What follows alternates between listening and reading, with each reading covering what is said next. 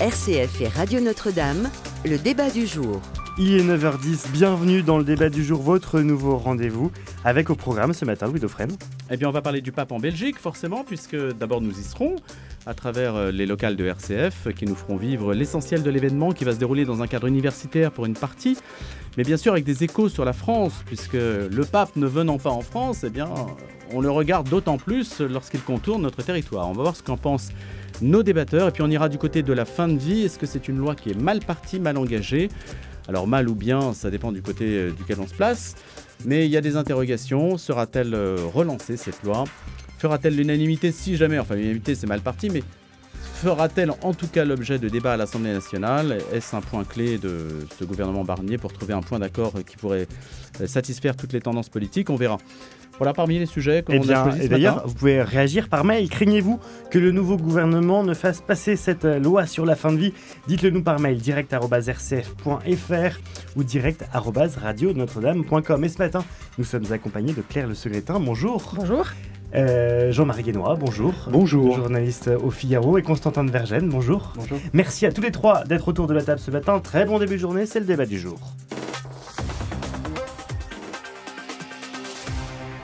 Et donc le pape qui va en Europe après un long voyage en Asie-Pacifique, c'est le 46e voyage du pape François, et donc en terre européenne. Il est venu à Marseille il y a exactement un an, on en parlait d'ailleurs il y a peu de temps. Et maintenant donc c'est la Belgique. À quoi ressemble la Belgique du point de vue de la foi ? Est-ce si différent que cela de la France ? Quel est le message qu'il peut faire passer dans un cadre universitaire ? On pense à Benoît XVI au Bernardin, ainsi qu'on le disait aussi dans les jours qui ont précédé. Claire Le Segretin, Jean-Marie Guénois, Constantin de Vergennes. Claire, vous voulez commencer ? Écoutez, mais ce voyage en Belgique, c'est pas le premier d'un pape, puisque Jean-Paul II y avait été en 85, je crois, et il avait fait un peu le même parcours que va faire le pape François. Là, il va aller dans les deux universités de Louvain, Leuven, l'université flamande, et puis Louvain, la Neuve. Il faut bien prononcer. Oui, l'université francophone, exactement. Et là, ça correspond au 250e anniversaire, je crois, de ces deux universités, de l'ancienne université de Leuven, qui s'est déployée en deux universités. Et des discours sont attendus là dans ces lieux importants sur effectivement le rôle de la culture chrétienne dans un pays qui est très très majoritairement déchristianisé aujourd'hui. Plus que la France ou... Plus, oui. Enfin, d'un point de vue statistique, en tout cas, il y a beaucoup moins de baptêmes en Belgique qu'en France. Et pas seulement en termes de démographie, c'est parce qu'il y a effectivement une plus grande indifférence, semble-t-il, qui était plus rapide en plus. La baisse de la pratique religieuse en Belgique a été plus rapide qu'en France. Donc c'est une périphérie, Jean-Marie Guénois ? Oui, admettons... Moi, je ne sais pas, j'aimerais bien voir les vrais chiffres de la pratique religieuse en Belgique. On nous dit partout que c'est une catastrophe. C'est très intéressant parce que c'est un laboratoire, au fond, d'une église qui a voulu, il y a une quarantaine d'années, a pris des options très, disons, appelons ça progressistes. Et aujourd'hui, on voit le résultat. Donc, il y a aussi l'effet de la société. Il me semble que le pape va là-bas aussi pour célébrer la société multiculturelle. Ça fait partie de ses grands engagements. Et avec une église catholique qui n'a plus la prétention de donner le là, mais qui accompagne ce multiculturalisme, y compris religieux, puisque la Belgique, c'est aussi un lieu où l'islam est très développé. Donc on a, moi je pense plutôt, non pas la visite dans une vieille terre de chrétienté, mais dans l'esprit du pape, la visite dans un laboratoire européen du multiculturalisme où l'Église catholique a perdu du champ, confrontée non seulement avec l'islam, mais aussi avec une société très matérialisée. Et donc ça suffit à en faire une périphérie, ou c'est une logique tout à fait différente de cette étiquette, ou du moins de la signification qu'il lui donne ? Moi, je ne qualifierais pas la Belgique de périphérie, parce que par égard pour les Belges, pour le Luxembourg aussi, c'est peut-être des centres nouveaux justement d'une société mondiale, telle que François la voit. Il n'est pas européen. Il voit les choses autrement. J'étais avec lui en Asie-Océanie. On voit bien combien il se glisse dans les réalités qu'il visite et combien, justement, son grand souci n'est pas tant de démontrer la pertinence d'une société chrétienne, même si bien sûr c'est le pape des catholiques, mais de montrer comment les chrétiens dans des sociétés totalement matérialisées, digitalisées comme celle qu'on a vue à Singapour par exemple, ou totalement multiculturel, je pense à Singapour parce que c'est très récent, mais on aura la même chose peut-être à Bruxelles. Et c'est là. Et pour lui, l'enjeu moderne, l'enjeu à venir du christianisme, c'est de savoir comment vivre, se développer, rayonner en situation minoritaire dans ces sociétés complexes. Constantin de Vergennes. Alors, ce qui va être intéressant à suivre, c'est que finalement, le pape a quand même enchaîné 2 voyages. Et dans son voyage en Asie, il est allé notamment au Timor oriental et en Papouasie-Nouvelle-Guinée. Et surtout pour le Timor, sont des sociétés quasiment intégralement catholiques. Donc il fait un peu les 2 extrêmes, passer entre le Timor et la Belgique. Donc effectivement, il va être intéressant de voir si le pape va s'exprimer sur l'héritage belge, un petit peu sur le mode Belgique. Qu'as-tu fait de ton histoire? Parce qu'il faut rappeler, on répète beaucoup que la Belgique est complètement déchristianisée. Il faut rappeler que la Belgique, c'est un très vieux pays catholique. C'est évangélisé au IVe siècle. Il y a des très grands penseurs catholiques qui ont vécu là-bas. Au XVe siècle, il y a eu tout le mouvement de ce qu'on a appelé la Devotio Moderna, qui a complètement revitalisé le christianisme en Europe. Il y a eu des très grands saints belges, des missionnaires. Beaucoup de missionnaires sont partis de Belgique. Et aujourd'hui, effectivement, depuis les années 60, ça s'est globalement effondré. Donc ça va être intéressant de voir si le pape va avoir un mot dessus, surtout quand il était en Asie. Je crois que c'était au Timor ou en Papouasie, plutôt en Papouasie. Il avait vraiment loué le rôle des missionnaires. Alors c'était pas des missionnaires belges, mais loué le rôle de cette église qui assure un rôle d'éducation, de charité dans la société. Donc je pense que c'est un point à surveiller. Quand vous dites on attend ce qu'il ait un mot dessus, ça veut dire qu'il fasse le bilan de l'effondrement du christianisme dans ce genre de contrée? Pourquoi pas, d'autant que en parlant en Belgique et au Luxembourg, d'une certaine façon, c'est aussi, dans une certaine mesure, à l'Europe que le pape s'adresse. Alors, ça ne serait pas la première fois qu'il aborderait ce sujet, mais c'est vrai que la Belgique est dans un tel état que on peut imaginer que le pape s'exprime dessus et lance un message à tous les pays de vieille tradition catholique. Que pourra-t-il bien dire ce week-end? Quel sera son message? Sur quelle thématique seront ses discours? Je crois qu'il y a une vidéo qui est prévue, qui doit être diffusée là, justement dans l'enceinte de l'université catholique de Louvain, sur l'accueil des migrants, l'accueil donc des immigrés. Comme à Marseille. Comme à Marseille, oui. Donc je ne sais pas du tout, peut-être que tu as des informations, Jean-Marie, mais je ne sais pas du tout sur quoi portera cette vidéo, mais je pense que ce sujet sera à nouveau au cœur des discours. Je crois qu'il y a 7 discours prévus, tous en italien, pendant ces 2 jours donc, en Belgique. Et en Luxembourg. Jean-Marie Guénois. C'est difficile à prévoir. Évidemment, il y a les grands thèmes dont on vient de parler, la question des migrants. Mais moi, je suis curieux de voir ce qu'il va dire aux universités, on va dire Louvain pour simplifier, parce que ces universités ont joué un rôle très important dans la préparation du Concile Vatican II, et également pour la théologie de la libération en Amérique latine, puisque Gutiérrez, un des pères de la théologie de la libération, était diplômé de Louvain, et il peut y avoir là des correspondances. Maintenant, tout ça, c'est du passé. Qu'est-ce qu'aujourd'hui le pape peut dire dans une enceinte universitaire, disons dans une enceinte intellectuelle de rayonnement mondial comme l'université de Louvain? C'est quand même une des universités catholiques vraiment à échelle mondiale.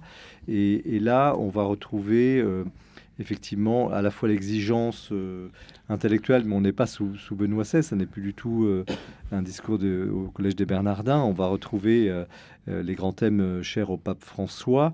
Et je reviens sur l'insertion, parce que je crois qu'un prisme déformant, une erreur de lecture, un biais de lecture serait de penser que ce pape François s'inscrit dans une vision de chrétienté. Justement, il reproche cela aux chrétiens dits classiques ou dits traditionnels. Il leur reproche d'être enfermés derrière leur mur, leur bastion. Et là, je crois que justement, la Belgique, me semble-t-il, ça va être justement ce laboratoire, ce lieu d'expérimentation d'une église quasiment vide, et qu'il importe aujourd'hui telle qu'elle est, de rayonner. D'où l'importance, effectivement, de la vie intellectuelle, du rayonnement intellectuel, notamment, mais aussi des œuvres de charité. On a parlé des migrants à l'instant, même si, en l'occurrence, la question, c'est plus, en Belgique, la question de l'islam. Pourquoi les gens ne vont plus à l'église, en fait, en Belgique ou ailleurs? D'ailleurs, on peut se poser cette question-là, qui est tout à fait simple. Pourquoi les catholiques ont cessé d'aller à l'église, Constantin de Vergennes? Puisqu'on se dit les églises sont vides et le pape se déplace, mais il va rencontrer des lieux vides, alors. C'est terrible. Il y a des lieux vides. Alors, bon, bien sûr, il y a eu tout le mouvement des années 60-70 de sécularisation qui a fait beaucoup de mal. Néanmoins, il faut quand même souligner que les différents observateurs de la foi catholique en Belgique notent, alors souvent le mot qui revient, c'est un frémissement. C'est-à-dire qu'un frémissement dans les demandes de baptême, peut-être un frémissement dans la pratique. Peut-être que les gens n'allaient plus à l'église en Belgique. Alors déjà, il faudrait leur demander, mais au-delà de ça, souvent, il y a un mot qui revenait dans une certaine génération qui était, on avait un peu honte de se dire catholique. Être catholique, c'était mal vu.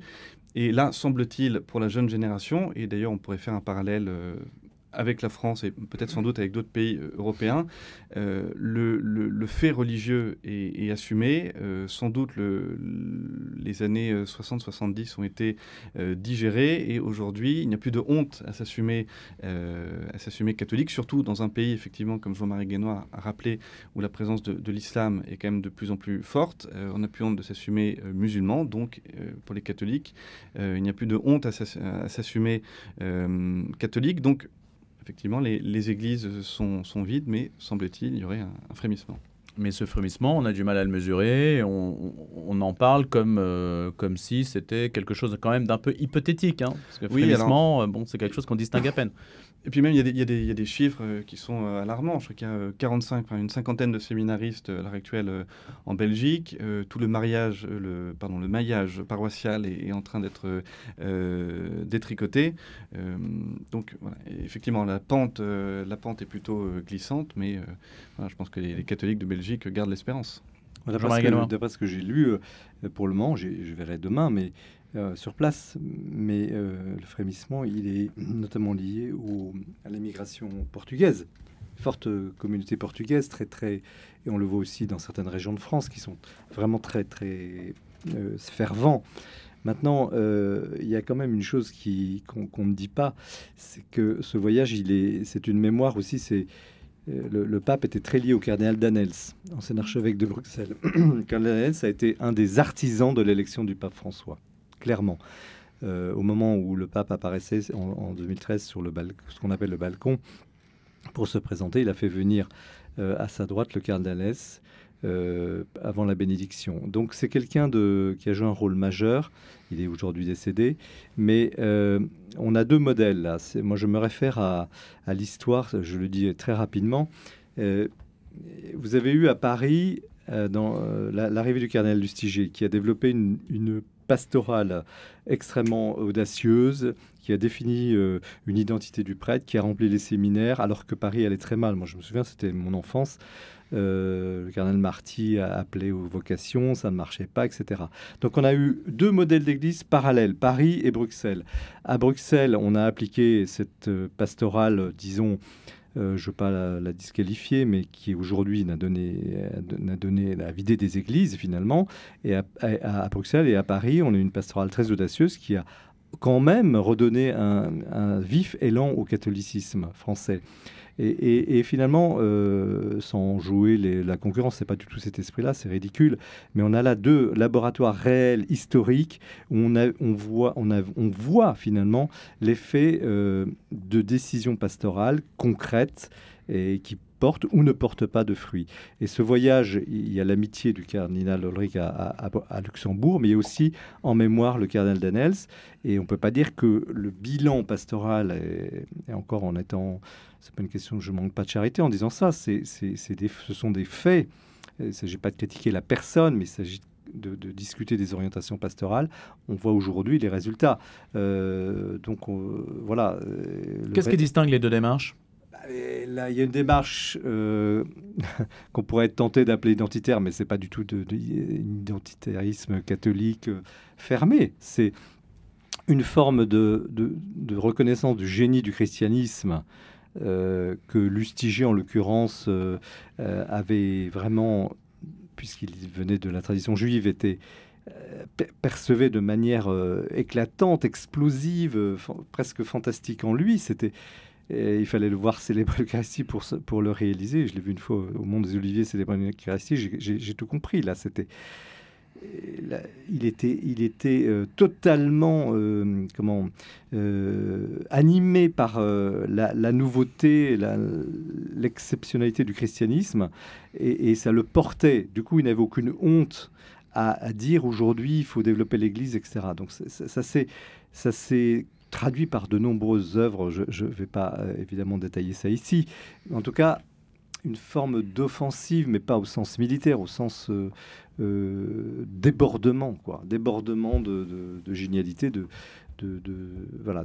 et au contraire, à la différence, on avait une autre église, et Lustiger était très combattu en France, très combattu par toute une autre vision de l'église, dont le cardinal Danels à Bruxelles était aussi un des tenants, où il fallait, au contraire, s'enfuir, être discret, ne pas s'imposer. S'enfuir et s'enfuir. Peut-être un lapsus révélateur, mais voilà. Et on a eu... Mais bon, aujourd'hui, les choses ne sont pas non plus idéales à Paris. Il ne faut pas non plus idéaliser cela. Mais en tout cas, en arrière-fond, je trouve que ce voyage est très intéressant parce qu'on a un peu le bilan de deux visions pastorales, même si aujourd'hui les dés effectivement sont jetés. Claire Le Secrétin, c'est votre analyse aussi sur ces comparatifs? Tout à fait ce que vient de dire brillamment Jean-Marie.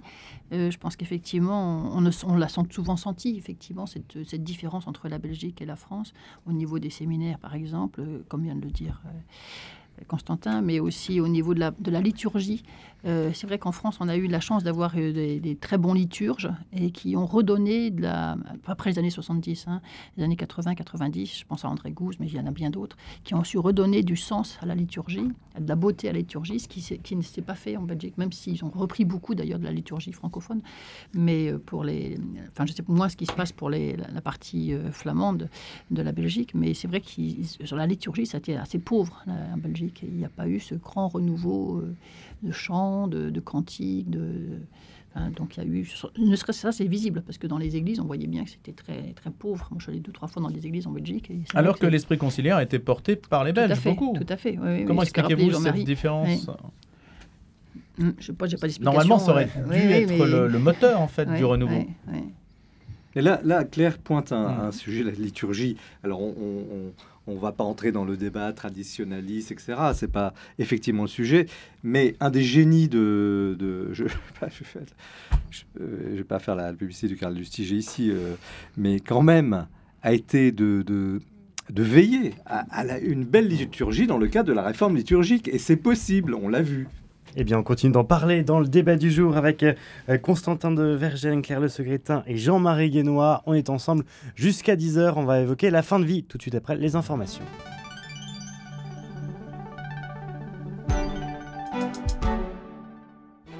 Avec la chronique « Ce jour dans l'histoire », Bruno Fuma fait plusieurs bonds dans le passé pour vous raconter les anecdotes du jour. En 3 minutes, découvrez ou redécouvrez les petites et la grande histoire. Ce jour dans l'histoire, c'est du lundi au vendredi à 17h55 sur RCF et quand vous le voulez sur l'application RCF. Petit Futé, plein d'idées pour vos prochaines vacances en France. Balade à vélo, en moto, en camping-car. Découvrez nos parcours uniques et téléchargez le fichier GPX. Balade gourmande, hébergement insolite, séjour nature, les guides du Petit Futé vous feront redécouvrir la France. Petit Futé, des bons plans et des expériences à partager. Savez-vous que vous pouvez aider RCF tout au long de l'année grâce au prélèvement automatique ? En donnant mensuellement ou trimestriellement à votre radio, vous lui offrez les moyens d'émettre. Un don régulier suivant vos moyens, que vous pouvez stopper quand vous le souhaitez, est déductible à 66% de vos impôts. Pour recevoir le formulaire, envoyez votre demande à RCF Solidarité 69 321 Lyon CEDEX 05. Vous écoutez RCF à Guingamp sur le 98.8 et où vous le souhaitez avec l'application RCF.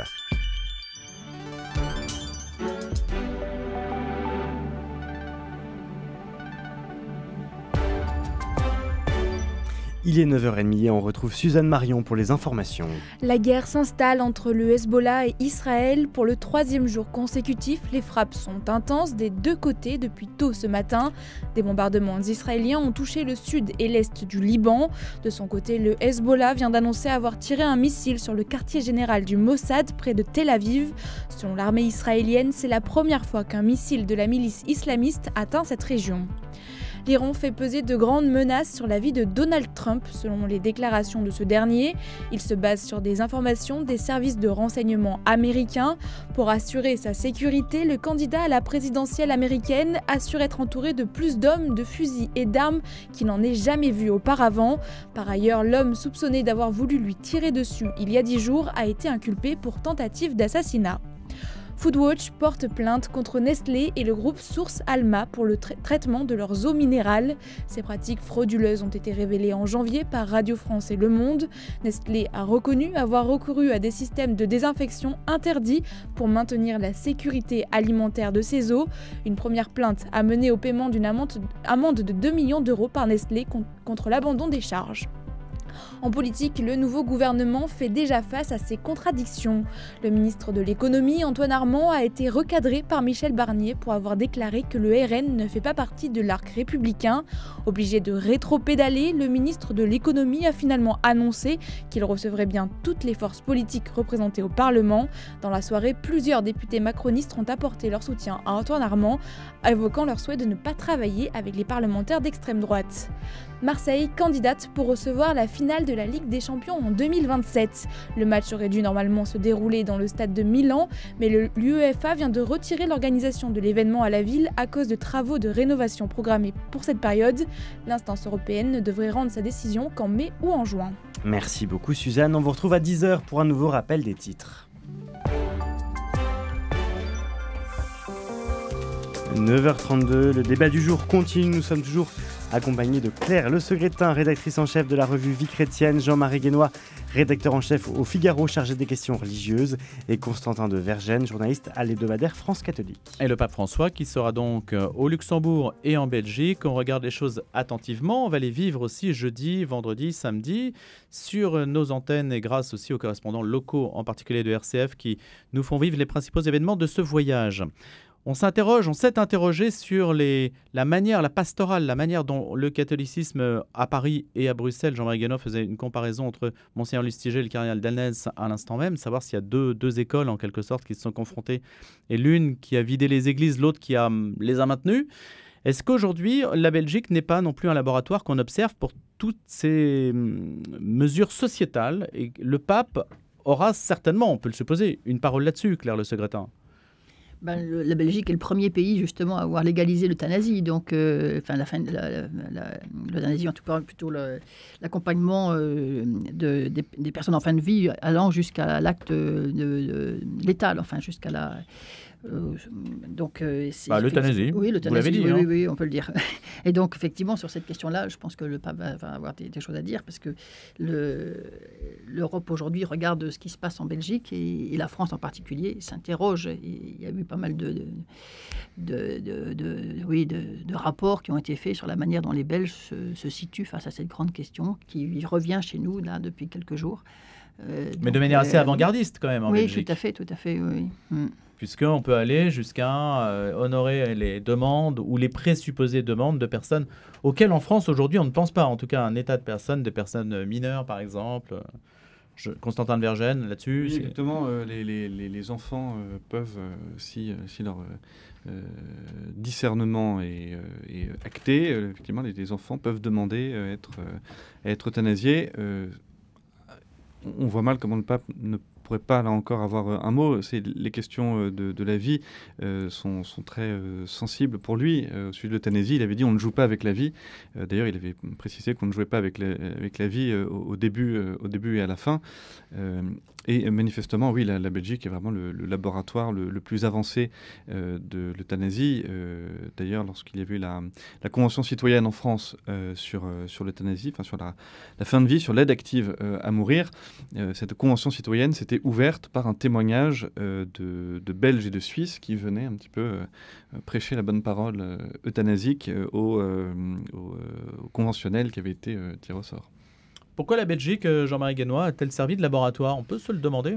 C'est vraiment effrayant quand on y pense, puisque vraiment effrayant. Vous parlez de laboratoire, il est glacial ce laboratoire, sans mauvais jeu de mots et sans irrespect pour les personnes qui malheureusement choisissent de mettre fin à leur jour par cette méthode. C'est terrible quand on y pense. Et pourquoi la Belgique? Parce que la Belgique, elle est aussi... alors peut-être que c'était un des effets d'idées chrétiennes devenues folles, une sorte de tolérance ou je ne sais quoi qui finit par se transformer en meurtre, en auto-meurtre. Et il y a aussi l'influence qu'on va appeler humaniste, des Lumières, qui joue aussi beaucoup en Belgique. Il ne faut pas du tout le sous-estimer. On parle d'une société chrétienne, mais c'est aussi une société, disons, travaillée par les idéaux de la philosophie des Lumières et par l'action tout à fait d'ailleurs ouverte de la franc-maçonnerie. C'est une réalité sociale en Belgique tout à fait posée, donc il n'y a pas de problème, il ne faut pas avoir peur d'en parler, qui promeut justement ce qu'elle considère comme une liberté de la personne de choisir aussi sa mort.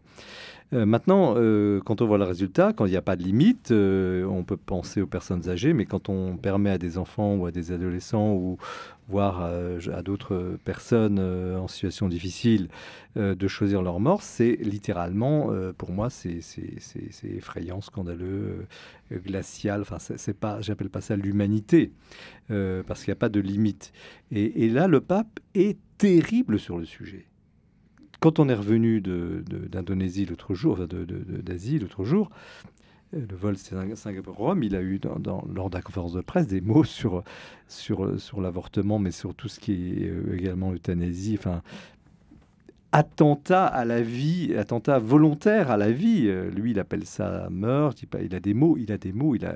On n'a pas un pape qui ait parlé aussi durement sur ces sujets-là, aucun. Et lui, il y va à fond. Maintenant, Pape François, parfois, est surprenant selon les publics.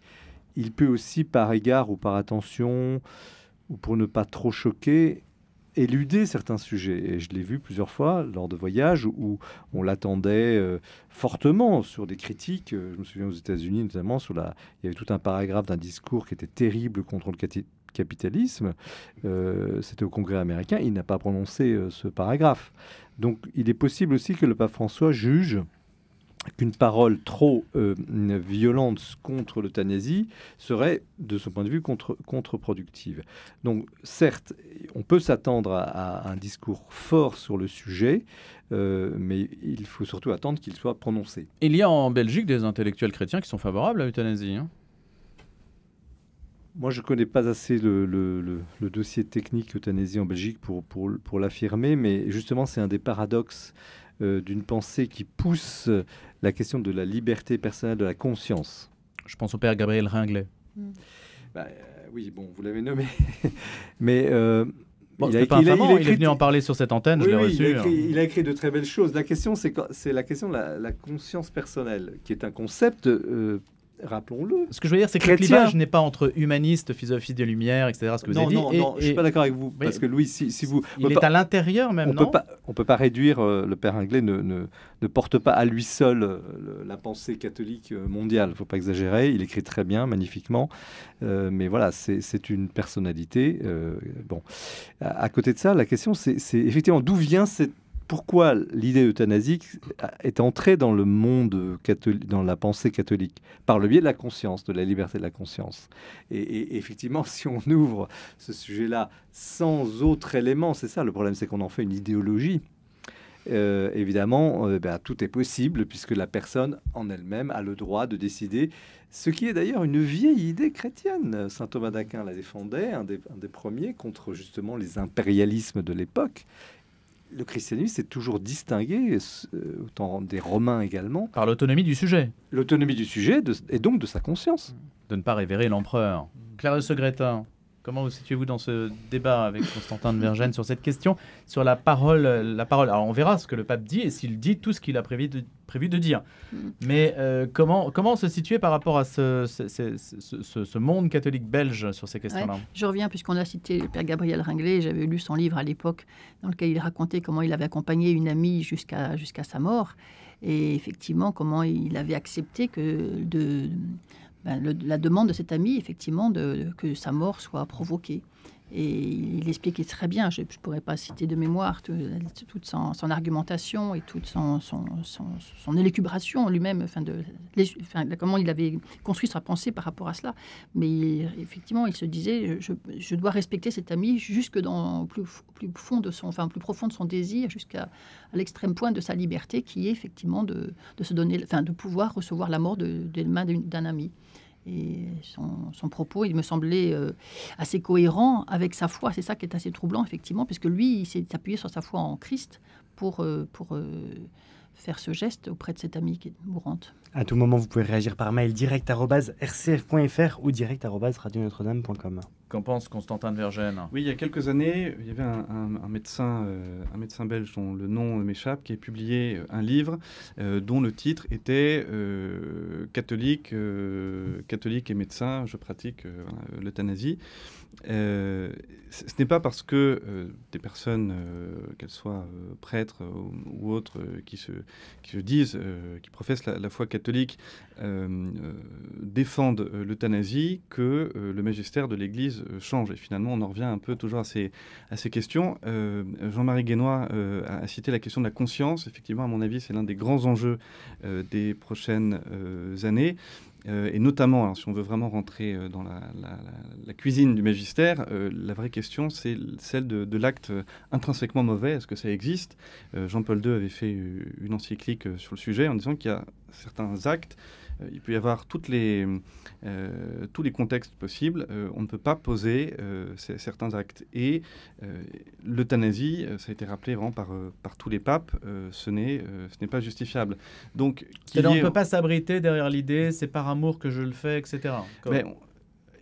Le grand débat aujourd'hui, c'est est-ce que lorsqu'une personne pose en conscience un acte après avoir prié, est-ce que le fait qu'elle soit dans son fort intérieur convaincue de la justesse de son acte, est-ce que ça peut justifier l'acte? Ça, c'est un peu le grand débat. Donc vous préférez laisser souffrir les gens? Non, je ne dis pas qu'il faut laisser souffrir les gens, surtout qu'il y a ce qu'on appelle les soins palliatifs. On abordera. Mais il y a des souffrances irréductibles. Il y a des souffrances irréductibles, Constantin de Vergennes.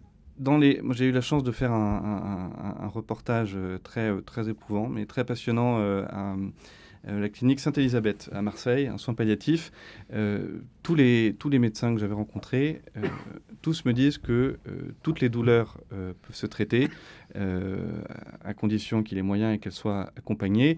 Et quand bien même il existerait effectivement certaines douleurs insupportables, ce n'est pas parce que à un moment donné les médicaments ne peuvent plus faire effet que l'accompagnement humain ne peut pas pallier ces douleurs. Donc je crois que aucune douleur n'est insurmontable, à condition d'être traité et accompagné. Si on en parle, c'est qu'il y a Alors, c'est une question. Est-ce qu'il y a une demande sociale foncièrement? Est-ce que la demande sociale est suscitée par une politique de l'offre qui consiste à dire voilà ce qu'il faut penser aujourd'hui, on va vers ça, et on pense à certains lobbies qui veulent faire aller la société vers ça?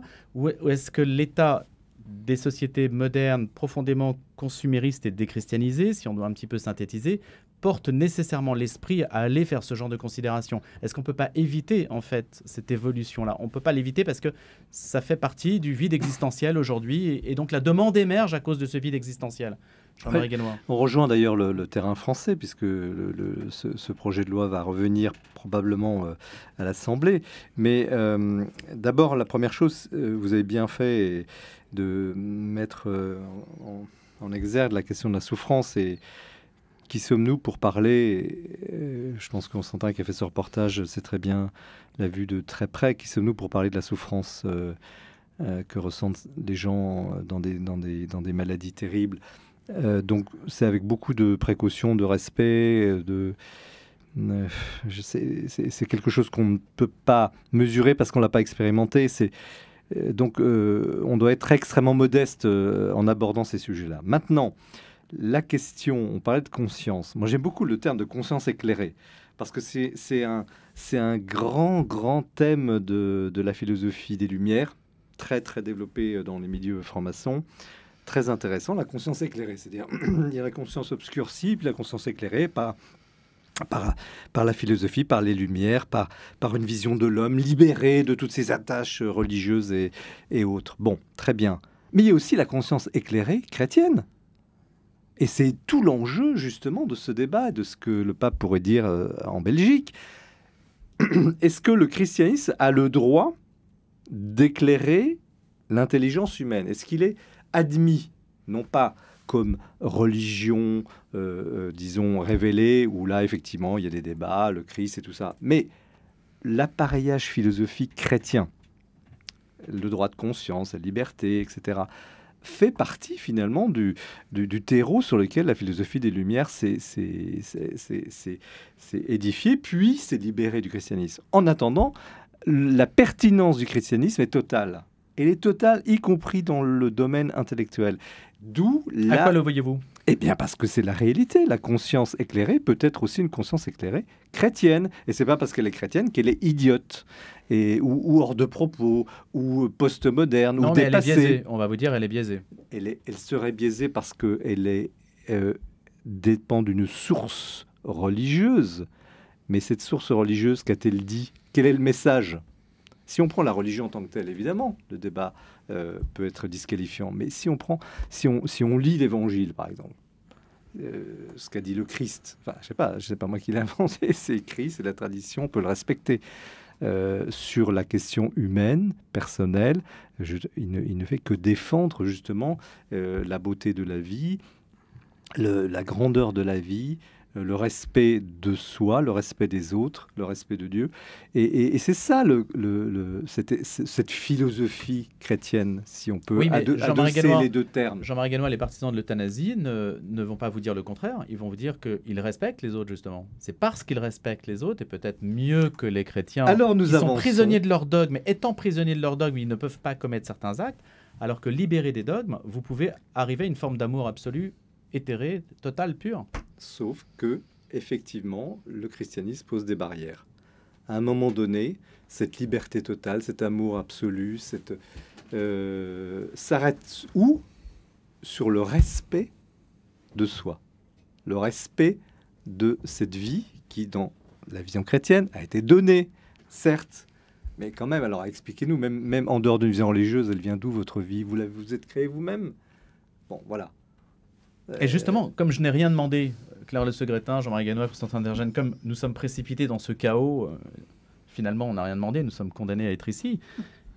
Pourquoi l'idée du suicide en soi est-elle odieuse dans la mesure où on n'a pas demandé à avoir la condition qui est la nôtre? Claire Le Segretin, vous avez 3 heures. 4 heures. Un peu moins quand même. Effectivement, c'est le grand affirmation du christianisme. Hein. Jean-Marie vient de le rappeler, c'est que la vie est un don depuis son démarrage jusqu'à sa fin. Mais un don, ce n'est pas un cadeau. Bah si, c'est un cadeau. Quand vous ne l'avez pas choisi. Bah justement, c'est tout l'apprentissage de la vie, c'est d'accepter ce cadeau qui nous est fait, et avec toutes les contraintes qui nous sont données en même temps que cette vie. Et c'est tout le parcours d'un vivant sur cette terre, c'est d'accepter ce cadeau, sans en comprendre forcément tout d'ailleurs, parce qu'il y a bien des choses qui nous échappent. Pourquoi telle personne va naître avec ce handicap-là? Pourquoi telle personne va naître avec porter cette maladie très désobligeante, enfin très invalidante? Pourquoi tel autre va avoir de tels problèmes psychiatriques, par exemple? C'est toute cette apparente inégalité, cette apparente injustice du cadeau, au départ, effectivement. Apparente, oui, parce qu'on ne peut pas savoir ce qui va se passer à la fin. Et il me semble que c'est tout un apprentissage, depuis notre première minute sur cette terre jusqu'à la dernière. Et cette dernière minute ne nous appartient pas. Elle est aussi un cadeau, elle est aussi un don, quelque chose qui nous est donné et à recevoir. Alors c'est vrai qu'aujourd'hui, on n'en a pas parlé, mais cette loi qui existe déjà, la loi Claes-Leonetti de 2016, elle permet déjà un accompagnement ce qu'on appelle la sédation profonde. Quand on est accompagné des personnes âgées, enfin moi c'était le cas avec mes parents, quand on les accompagne, on sait bien qu'ils ne vont pas mourir les derniers jours, ils sont pratiquement inconscients parce qu'ils ont déjà reçu un produit qui va les rendre inconscients, qui va complètement gommer toute souffrance et toute conscience aussi. Mais c'est déjà le cas. Il y a déjà, avec la sédation profonde, il y a déjà quelque chose qui est de l'ordre de l'effacement de ce qui pourrait être douloureux. Et c'est quelque part apaisant aussi pour les proches, parce que du coup, on n'a pas ces agonies telles qu'elles sont racontées dans les romans. Mais effacement de la relation aussi. Oui, bien sûr, mais c'est pour ça que c'est très important d'accompagner jusqu'au bout, dans ces dernières journées, les dernières semaines. Et il y a quelque chose qui est déjà un allègement très, très, très profond de la souffrance. Il me semble que la personne qui meurt aujourd'hui, même pas forcément dans des services de soins palliatifs, aujourd'hui, elle peut être, ce que disait tout à l'heure Constantin, elle est déjà prise en charge dans sa souffrance. On ne peut plus dire qu'aujourd'hui il y a des agonies terribles non, on ne peut plus dire ça. Donc cette loi de Claes-Leonetti, les médecins, moi je me rappelle de plusieurs médecins ayant pris la parole ces derniers mois là, depuis avant juin dernier, qui disaient déjà que dans la plupart des services de soins palliatifs, quand ils existent, il y a malheureusement beaucoup de départements où il n'y en a pas, cette souffrance est déjà prise en charge. La nouvelle ministre de la Santé, Geneviève Darrieussecq, a souhaité que les députés aillent au bout de leur travail et pour autant une écrasante majorité des Français se disent favorables à une évolution de la loi. Constantin de Vergennes, comment c'est possible? Est-ce que les arguments qu'on entend là sont encore audibles? Ce que rappelle, encore une fois, c'est pas moi qui le rappelle, c'est devant tous les acteurs des soins palliatifs, c'est que lorsque vous posez une question, un sondage téléphonique à une personne dans la force de l'âge en lui disant est-ce que vous préférez mourir en étouffant parce que vous avez la maladie de Charcot ou mourir en quasiment pleine possession de vos moyens avec une sédation rapide, évidemment que la personne... La Convention citoyenne, c'est aussi majoritairement prononcée en faveur Bien d'une sûr, évolution. alors... Dans France catholique, on avait vraiment décortiqué cette convention citoyenne pour montrer que, vraiment objectivement, les dés étaient totalement pipés. J'ai parlé des témoignages qui avaient ouvert cette convention citoyenne, même au niveau de la bibliographie, c'est-à-dire que les citoyens tirés au sort avaient accès à des livres, de la documentation. C'était quasiment exclusivement de la documentation pro-euthanasie. Je ne crois pas que si on laisse le choix aux personnes de mourir en ayant la douleur traitée et pouvoir mourir de leur belle mort entourée, plutôt que de faire ça de manière assez froide par une injection, je suis pas sûr qu'il y ait les mêmes résultats. Je précise évidemment que je suis d'accord avec Jean-Marie Guénois sur la nécessaire modestie dont il faut faire preuve sur ces sujets. Mais vraiment, ce qu'on constate, dès qu'on parle à une personne qui travaille en soins palliatifs, c'est que même au-delà de la douleur, il y a la question de mettre sa vie en ordre. Et ça, je pense qu'une bonne partie de l'opinion publique serait assez sensible. C'est que dans les soins palliatifs, tout est fait pour que les personnes puissent mettre leur vie en ordre d'un point de vue, familial, se réconcilier. Alors, c'est pas toujours le cas. Et puis, aussi d'un point de vue spirituel. Alors, ça, je ne sais pas si ça convaincra la majorité des Français, mais il faut aussi rappeler qu'il ne faut pas priver les gens de la souffrance. Alors, c'est difficile à dire. Là encore, ça peut donner l'impression d'être immodeste, mais il y a quelque chose en fait, c'est la croix. On ne peut pas priver, dans les derniers instants, que les souffrances de la croix, qui sont des souffrances qui peuvent être offertes pour soi, pour les autres. Pour faire moins de purgatoire après. Je ne sais pas, alors ça, oui, peut-être si on a une vision assez comptable. Mais je reconnais que c'est des propos qui sont peut-être difficilement recevables, mais à mon avis, il faut que les catholiques tiennent dessus, en faisant preuve de délicatesse sur ce sujet. Geneviève Darrieussecq, donc ministre de la Santé, a dit que, elle a essayé de mettre partisans de l'euthanasie et opposants à l'euthanasie, de les mettre un peu à équidistance, et en disant, cette question ce sujet suscite plus d'interrogations, et beaucoup d'interrogations auxquelles, semble-t-il, elle ne s'attendait pas. Qu'est-ce qu'on peut attendre de ce genre de réplique, Jean-Marie Guénois? Est-ce que ça veut dire que on s'oriente vers un débat qui sera peut-être de nature plus philosophique, plus élevée qu'on peut l'imaginer? D'abord, il y a eu, en tout cas, de côté catholique, on l'a vu chez les évêques, une sorte de divine surprise quand le débat a été reporté, où on pensait même que, il n'aurait pas lieu. Et en même temps, ça favorise une maturation de ce débat. Et il est moins, d'une certaine manière, peut-être moins politique et beaucoup plus humanisant, philosophique. Alors, qu'est-ce qui va en sortir? On n'en sait rien du tout. Simplement, on y va. Et les exemples qui nous viennent du Canada, de Belgique, pour revenir à la Belgique, sont effrayants. Ça fait réfléchir aussi les gens. Et surtout ces histoires où des gens qui avaient décidé de recourir à l'euthanasie, ils ne l'ont pas fait pour telle ou telle raison. Et puis, ça a donné lieu à ce que venait de dire Constantin, à une étonnante réconciliation familiale ou à la présence imprévue d'un fils, d'une fille qui est venu toucher ne serait-ce que la main de ce pauvre vieillard. Et il y a de très belles histoires aussi. Il ne faut pas les oublier, ces histoires-là, parce que c'est l'histoire de la relation humaine profonde, de la filiation, de la réconciliation, de la paix intérieure. C'est ça qui est fondamental. Moi, entre le fluide glacial d'un liquide anesthésiant et mortel et la chaleur de la main rassurante, confiante et finalement donnant une plénitude, une paix, j'opte sans idéologie pour la paix, pour la relation humaine profonde. On est des humains, nous ne sommes pas des machines biologiques. Enfin, excusez-moi. Au milieu, il y a le corps médical. Et ça, le corps médical n'est pas du tout indifférent à ça. Je ne veux pas en faire non plus des Mr. Hyde. Ce sont des médecins. Et ils sont très sensibles aussi au bien-être du malade et au bien-être physique et psychologique et moral et spirituel, parce que quand même, quand on arrive à la frontière de la vie et de la mort, tout le monde se pose la question. Tout le monde, personne n'est indifférent. Personne ne rit avec ne prend ça à la légère. C'est un sujet, c'est le sujet, la grande question de l'humanité. Pourquoi la mort? Qu'est-ce qui se passe après? Voilà. Et donc, je viens de lire un livre sur Dante, là, de Emmanuel Godeau, sur la Divine Comédie, sur le purgatoire, l'enfer, le paradis, qui déjà en 12 au XIIIe siècle posait ces questions éternelles. Personne n'est indifférent à ça. Je crois justement il faut se réjouir de ce débat parce que s'il y a débat, il faut nourrir ce débat. Il faut nourrir ce débat. Je crois que l'Église doit remonter au créneau, elle ne doit pas avoir peur.